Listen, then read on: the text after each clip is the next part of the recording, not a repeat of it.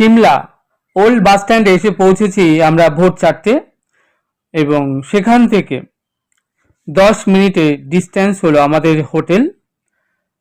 আর hotel থেকে 500 metre Shimla কালীবাড়ি, আর কালীবাড়ি থেকে 700 metre দূরে রয়েছে সিমলা ম্যাল।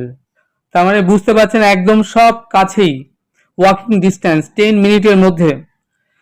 তো আমরা ওল্ড বাস স্ট্যান্ড থেকে একটা প্রাইভেট ট্যাক্সি নিয়ে নিলাম, একদম আমাদের হোটেলে পাহাড়ের উপরে আমাদেরকে এনে দিল।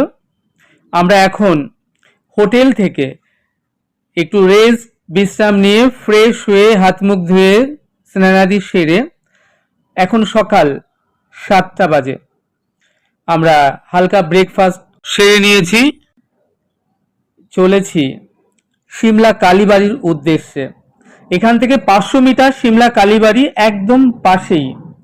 চলুন আপনাদেরকে হেঁটে দেখাচ্ছি ওয়াকিং ডিস্টেন্সে সিমলা কালীবাড়ির একদম সামনে হোটেলে আমরা রয়েছি।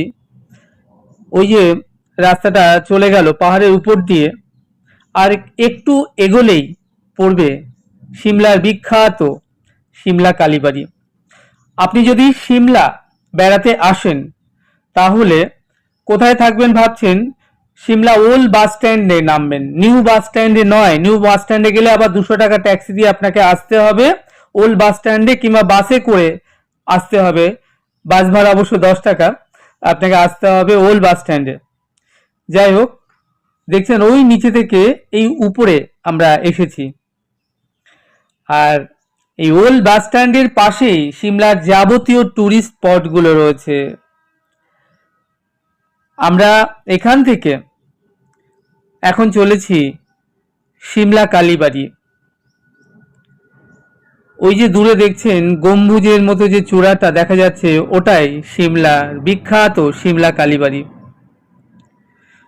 হোটেল থেকে আমার এখানটায় কালীবাড়ি আসতে এই পাহাড়ি রাস্তায় সময় লাগলো 3-4 মিনিটের মতো, ওয়াকিং ডিস্টেন্স এইটুকুই।